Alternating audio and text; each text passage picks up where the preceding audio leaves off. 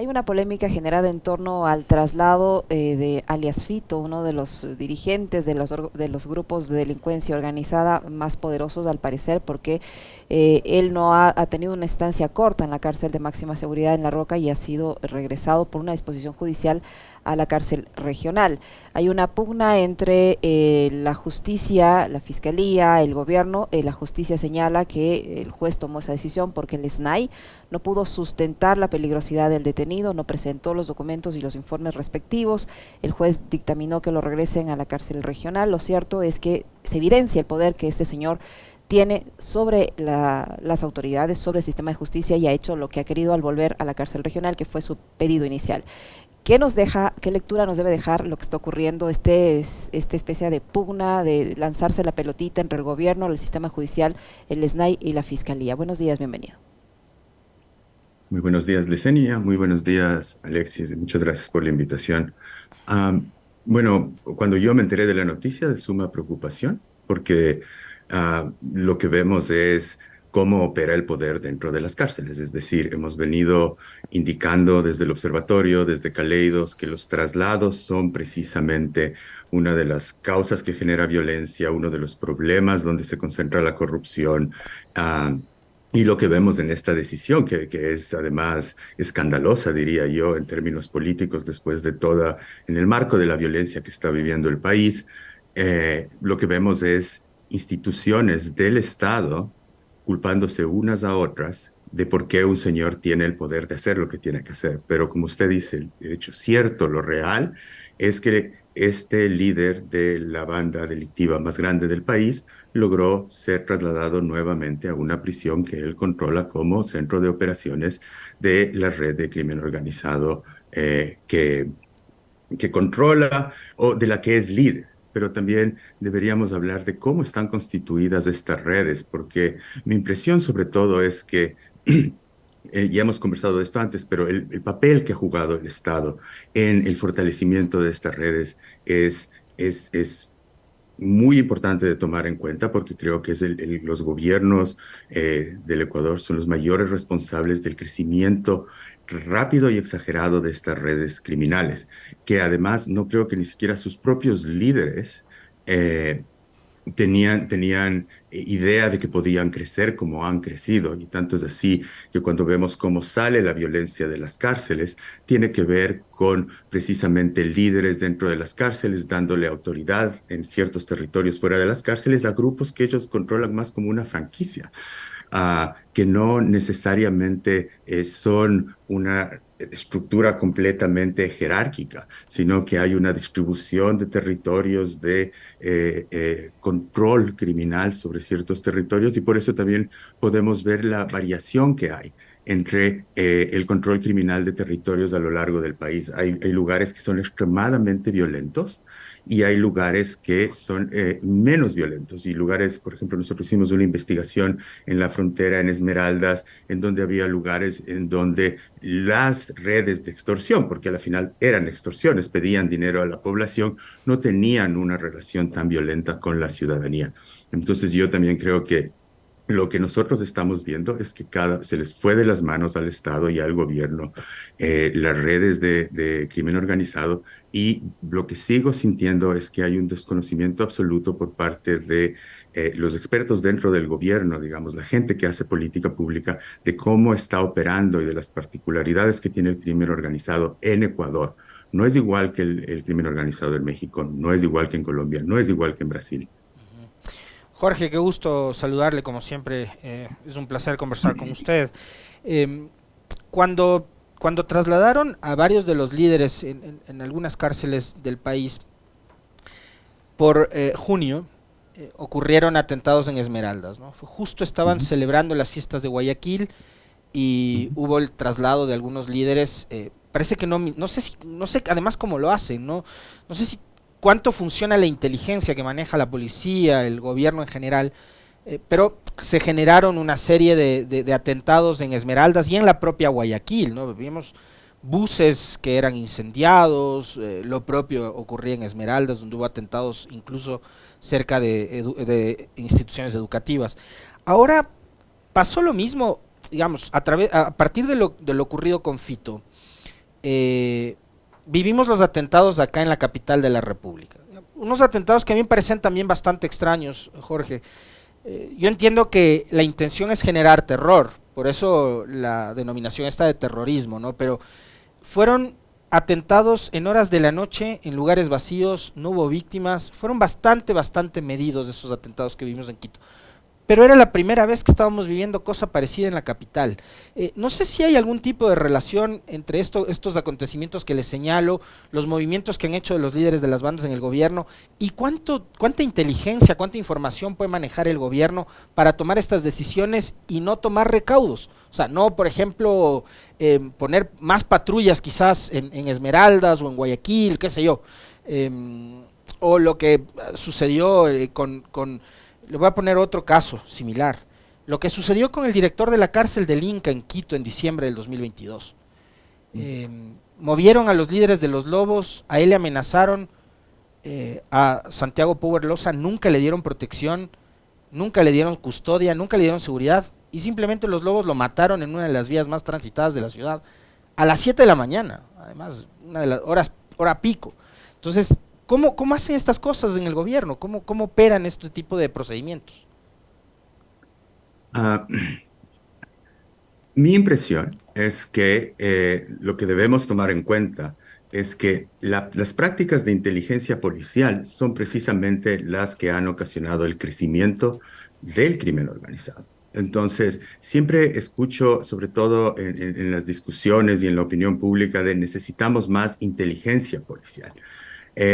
Sí, pero en este momento la inteligencia del Estado es el problema, es lo que necesita ser reformado, porque son los acuerdos clandestinos con las bandas en la forma en la que se recolecta esa inteligencia, porque cuando hablamos de inteligencia policial, en una gran cantidad tiene que ver con fuentes humanas. Las fuentes humanas son personas que trabajan en el crimen organizado y que delatan o dan información a la autoridad sobre las prácticas del crimen organizado.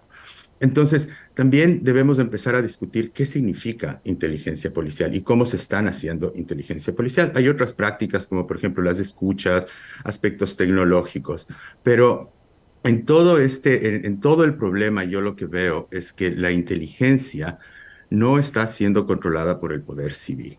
Entonces, las autoridades que toman decisiones básicamente tienen que responder a lo que le dicen que está pasando la policía. Y lo que le dice que le está pasando a la policía es lo que le dice lo que está pasando su fuente primaria, que son los líderes de las bandas. Entonces, básicamente la narrativa de la inteligencia, y la inteligencia se ha convertido en algo que está en todos lados. A mí me ha impresionado, sobre todo en Ecuador, ver la relación que hay entre los influencers políticos y la inteligencia policial. Yo el otro día leía en Twitter que un influencer político de la derecha, un libertario, contaba exactamente la historia que yo había oído 2 años antes cuando me reuní con los generales de policía sobre los problemas de las bandas, pero era obviamente direccionada a buscar, acusar a oponentes políticos. Entonces, lo que debemos ver ahí es que la inteligencia policial, la policía, sus relaciones y su participación en la política partidaria es un problema y que para el próximo gobierno lo que está muy claro que debe hacer es entrar en un serio proceso de reforma policial con la propia policía. Entonces yo le diría que no es un problema de solo mejorar las capacidades de inteligencia, sino para qué se está usando la inteligencia. De acuerdo. Ahora, Jorge, ¿cuál es el papel que está cumpliendo este organismo denominado CIES? Si vemos que, como usted dice, no hay inteligencia, no hay planificación, no se puede combatir a la inseguridad de la forma como está diciendo, es evidente, los resultados están ahí, es una ineficiencia absoluta. ¿Cuál es el rol del CIES? ¿Para qué diablos sirve esa institución hoy por hoy? Bueno, digamos, hay lo que normativamente debería hacer, que es articular las distintas fuentes de inteligencia que tiene el Estado, concentrarlas y distribuir la información a través de analistas, digamos. Esto es lo que en principio debería hacer. Pero lo que vemos es que la inteligencia en el Ecuador se ha usado fundamentalmente para perseguir políticamente a adversarios. ¿No es cierto? Entonces, también invertimos muchísimos recursos de inteligencia policial en en policializar la democracia, que es lo que ha pasado. Entonces, yo creo que es precisamente por ahí donde debemos empezar. Debemos empezar con una reforma, una desmilitarización de la policía. No hay ninguna razón por la cual la policía tenga una estructura militar en donde haya oficiales y tropa, en donde haya generales. Porque mire, yo he conocido y he trabajado con la policía y hay unidades que funcionan muy bien. Hay unidades especializadas que funcionan bien, que cumplen su trabajo, pero claro, esas unidades especializadas también responden a órdenes de los generales. Entonces, usted puede tener su planificación en una unidad especializada, pero si un general de las 8 personas que creo que están en el mando o las 20 que estén alrededor, que además son cargos políticos en el Ecuador, la gente que pasa de coroneles a generales pasa por cuestiones políticas, no de méritos. Entonces, va a depender del gobierno de turno, va a depender de una serie de cosas y obviamente ahí hay una suerte, incluso ya con el presidente actual, por ejemplo, la policía llegó a no hacerle caso. El presidente destituía policías y no les destituían. Ah, entonces, sí, esa va a ser lo más difícil, creo que para el siguiente gobierno va a ser recuperar el poder, el control político de la fuerza pública. Y con los militares es igual, o sea, con los militares es una historia diferente, pero tenemos los mismos problemas. Ahora, esto último que usted señala, Jorge, ¿qué tan fácil o qué tan complejo puede ser? Cuando, por ejemplo, y dicho por palabras de gente que conoce de adentro la institución, yo recuerdo la única vez que nos aceptó una entrevista a Carrillo, cuando todavía era ministro del Interior, él en estos micrófonos, en estas cámaras, aceptó que el narcotráfico había permeado a la Policía Nacional. En el caso del Ejército, digamos, las pruebas están ahí a la luz del día, ¿no? Lo del famoso Don NASA que se paseaba con camiones llenos de dinero por las instalaciones del Ministerio de Defensa, creo que dicen mucho, después apareció muerto, nadie después supo por qué, cómo, etcétera, etcétera. ¿Qué tan complejo va a ser sanear estas instituciones? O sea, ya con la depuración no basta, Jorge. Sí, creo que tiene razón, Alexis. No es un problema de depuración, es un problema de cuál es el papel que están cumpliendo estas organizaciones, estas agencias dentro del Estado y cómo no están cumpliendo el papel que deberían cumplir, básicamente, que es ofrecer seguridad ciudadana y defensa nacional. Ah, yo creo que es difícil la pregunta, pero lo primero es plantearse las preguntas, digamos, la hoja de ruta y los problemas que tenemos. El problema que tenemos no es solamente de más capacidades de pie de fuerza policial. Tenemos un problema del funcionamiento de la policía en general. Tenemos una policía militar que ha sido cooptada por el crimen organizado y que está utilizando la propia estructura jerárquica de la policía para producir lo que se llaman raquetas de protección. O sea, usted como ciudadano no sabe si quien le está cobrando la extorsión, cuando usted va a denunciar a la policía, usted no sabe si el policía también es parte de esa raqueta de extorsión, de ese grupo de extorsión. Entonces, realmente hemos llegado en ese momento, y que no es el único país que ha llegado ahí, en donde la ciudadanía no sabe hasta dónde está el crimen organizado. Yo creo que la palabra infiltración tiene que ver con que al parecer los tentáculos son muy largos. Entonces, sí, tiene que ver con reformas institucionales y yo creo que eso se debe plantear. El problema que va a tener también el gobierno es que tiene poco tiempo, tiene 1 año y medio para hacer esto, pero creo que iniciar las conversaciones, porque además las reformas institucionales no se hacen desde afuera, se hacen trabajando colaborativamente con las propias autoridades policiales y viendo con quién se pueda trabajar. Digamos, en las experiencias de México nos pueden ayudar, las experiencias de Colombia nos pueden ayudar, pero a la final lo que debemos ver es que vamos a enfrentar un largo proceso de reforma de la seguridad, del sector seguridad en el Estado ecuatoriano. Jorge, ya que usted menciona el tema del gobierno de transición que va a ser de apenas 1 año y medio, uno de los candidatos, el candidato Daniel Noboa, ha propuesto la instalación de estas cárceles Balcaza. y ha ido más lejos en el sentido de decir que las personas se hacen llevar presas para garantizarse su alimentación y su atención en salud. Con esa lógica, mira el tema de la rehabilitación y del sistema carcelario del candidato Noboa. ¿Qué tan factible son la instalación de esas barcazas? Porque el hecho que va a ser algo de pocos meses, pero hay sectores que aseguran que el alquiler de ese tipo de infraestructuras es muy elevado y que estas barcazas van a estar a cargo del GIR, de la Policía Nacional y de la Armada del Ecuador. ¿Qué tan factible es este método, esta propuesta del candidato Noboa? Mire, lo que vemos con el candidato Noboa, en mi opinión, es un nuevo populismo penal. ¿No es cierto? El populismo penal tradicional ofrecía mano dura y lo hacían tanto gente de la izquierda como de la derecha. Pero el nuevo populismo penal por lo general ofrece disparates que no se pueden cumplir, como por ejemplo crear estas barcazas que ya los técnicos han dicho que logísticamente es extremadamente costoso, si no imposible, que hay aspectos legales de leyes marítimas que también son muy complicadas de cumplir y que además también, aunque ahora están siendo atacados recurrentemente los compañeros que trabajan en la defensa de derechos humanos, hay aspectos de derechos humanos que van a ser violados sistemáticamente si ese proyecto se lleva adelante. Pero yo recuerdo que este tipo de ofrecimientos completamente extremos se parecen mucho, por ejemplo, cuando Donald Trump en Estados Unidos ofrecía construir una pared en México y que va a hacer pagar a México, ¿no es cierto?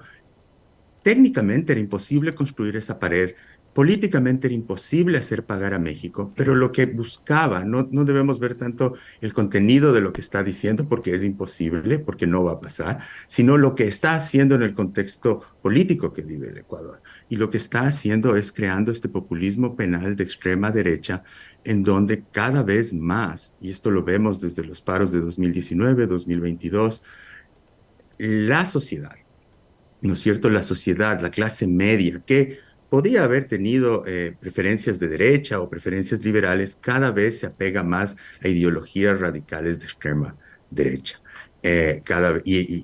Y con todo el problema del racismo que viene incluido ahí. Este tipo de declaraciones acompañadas con que una persona se hace coger presa para para recibir atención médica. Primero, no tiene ningún asidero empírico. Ni siquiera ni el 50% de la población que accede a las cárceles recibe atención médica dentro de las cárceles. Las cárceles no tienen policlínicos funcionando desde las primeras masacres. Las situaciones, la gente sobrevive dentro de las cárceles. Entonces, decirlo con la facilidad que lo pronunció, denota una cierta crueldad. Entonces creo que este nuevo populismo penal de extrema derecha que estamos enfrentando en el país está aglutinando y radicalizando a sectores que tradicionalmente han estado en la derecha, pero que no tenían estas ideas. Y esto se ha visto no solo en Estados Unidos, que vemos el mismo proceso con Bolsonaro en Brasil, en donde los votantes de Bolsonaro empezaron a pedir que la policía aniquile, que haya ejecuciones sumarias, que haya limpiezas, y había una suerte de barra ciudadana por una policía extremadamente violenta. Lo está viviendo la India. Entonces, es un fenómeno global que tiene unas especificidades y que en el caso de Ecuador es muy alarmante, porque no solo hay que ver las declaraciones en el tema cárceles, sino, por ejemplo, el ataque al feminismo recurrente, ¿no es cierto? Eso, cuando uno ve la emergencia de Vox, que es la extrema derecha en España, Vox se concentró en dos cosas: el movimiento independentista catalán y el movimiento feminista, y sobre todo las leyes de igualdad de género y las leyes de violencia de género, en particular el femicidio. Entonces yo creo que hay que contextualizar esas propuestas como propuestas que son extremas, pero que buscan hacer algo, y es llevar a un electorado cada vez más hacia aceptar algo que mencionaban ustedes, perdón, Alexis, en el comentario, y es esta idea de este desprecio hacia la democracia y hacia el Estado de Derecho. Jorge, las crisis carcelarias, las masacres que hemos vivido, uno encuentra como probablemente después de ver que son, digamos, disputas entre bandas que se pelean la gobernanza del territorio por fuera y dentro también de las cárceles, pero finalmente ahí hay un responsable y es el Estado, es el gobierno central y es la fuerza pública que es la que entró a operar en estas cárceles. Sorprendentemente, el mismo fin de semana en que asesinaban al alcalde de Manta ocurría todo un caos absoluto en la penitenciaría litoral. 4 días le tomó a la policía tomar control de esa cárcel.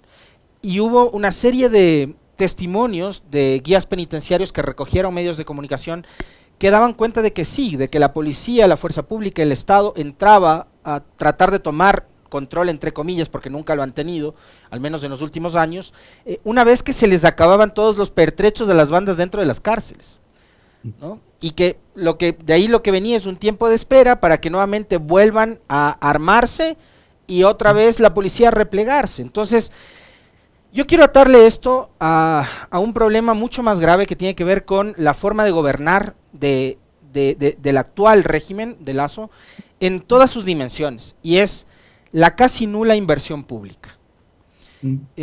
No se invirtió recursos en materia de seguridad. Hace pocos días estuvo aquí una analista económica, la señora Vilma Salgado. 9% de inversión en el Ministerio del Interior en lo que va del 2023.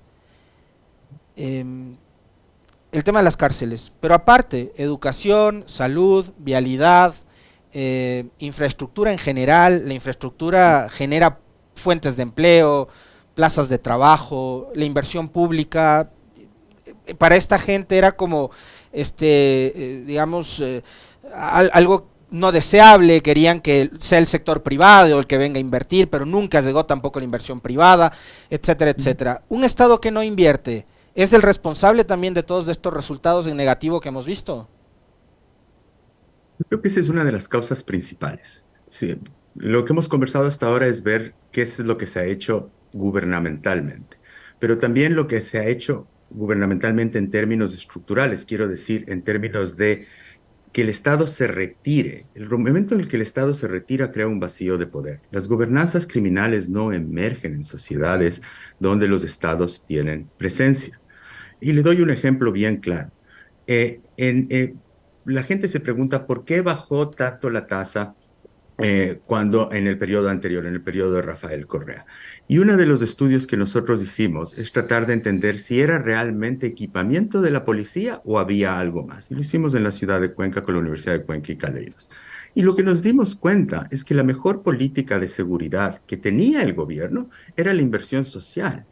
Que realmente si usted construía una unidad de policía, no necesariamente bajaba el delito, pero si usted tenía construcciones de hospitales y escuelas, ese sector bajaba el delito dentro de la ciudad y se desplazaba hacia otros lugares. Entonces, lo que sí sabemos, y por ponerlo de alguna manera, es que la mano derecha del Estado, que es la policía, que es el ejército, que es, digamos, la criminalización, crece cuando la mano izquierda se encoge. Y entonces también lo que debemos ver es que al interior del Estado ecuatoriano, en este momento, los grupos que tienen más poder de guiar la política, no solo en materia de seguridad, sino en otros aspectos, es precisamente la gente que está operando para las instituciones de la seguridad. Entonces, eso es algo que debemos tomar en cuenta, y debemos tomar en cuenta que los estados son complejos, que es muy difícil administrar. Yo creo que también este gobierno no estuvo preparado para, aparte de tener ideológicamente la idea de que el Estado debe ser pequeño y que eso necesariamente va a tener un incremento usted va a tener que responder con más capacidad de seguridad, pero aparte de eso, tampoco sabía cómo gestionar esas organizaciones, digamos, esas instituciones de la seguridad, que son muy, muy complejas. Policía y ejército en el Ecuador no se llevan bien. La propia policía, dentro de la policía hay sospechas de los compañeros. Una de las cosas que ahora está pasando es que, por ejemplo, antes la policía sabía cuáles eran los malos elementos.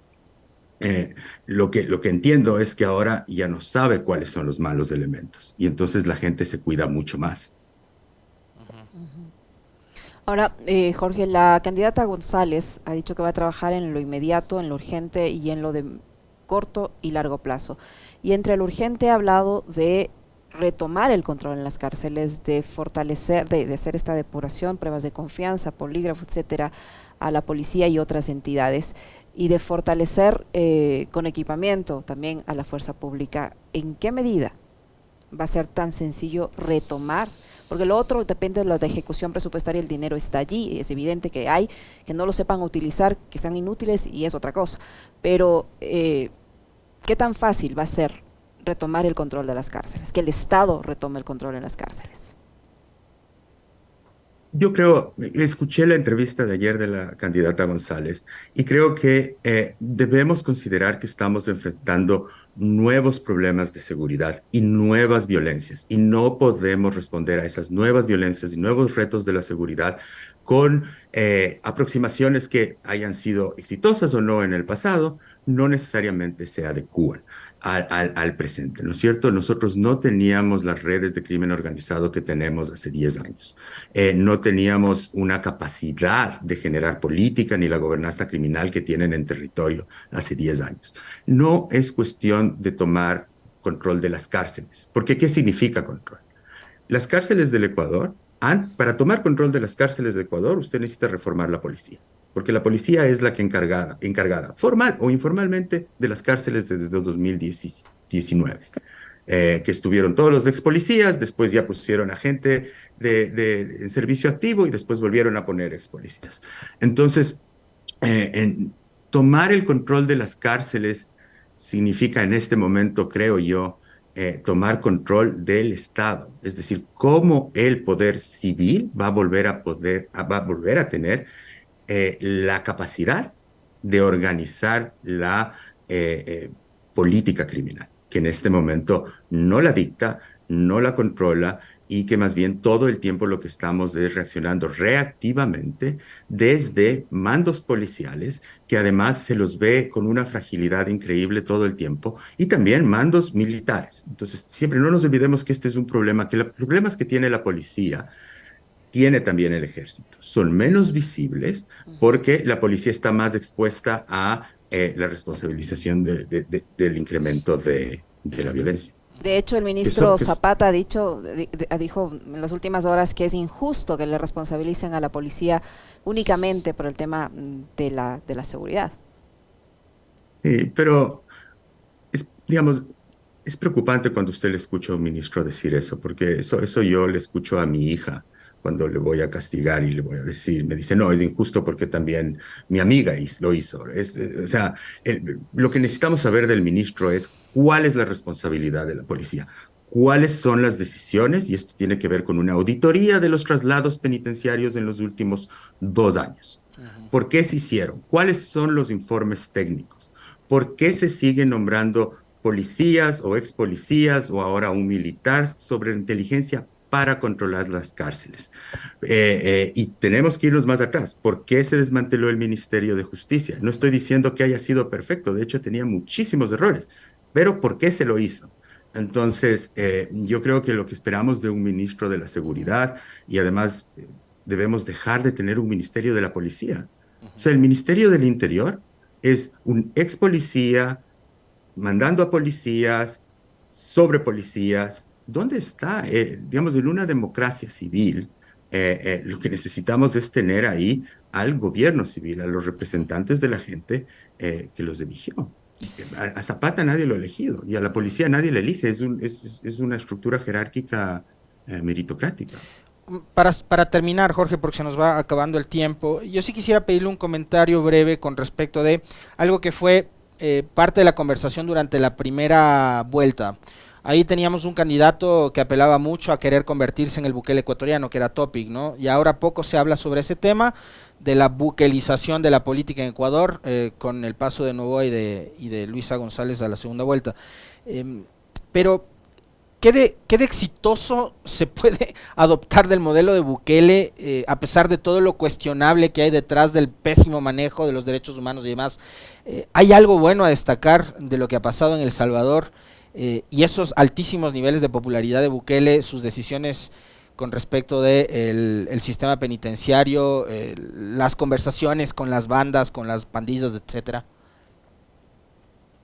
Miren, lo que yo conozco por mi colega con la que trabajo acá en la Universidad de Oslo, que es experta en El Salvador, es que el modelo, una cosa es la apariencia y una cosa es, digamos, el marketing del modelo Bukele Ujú.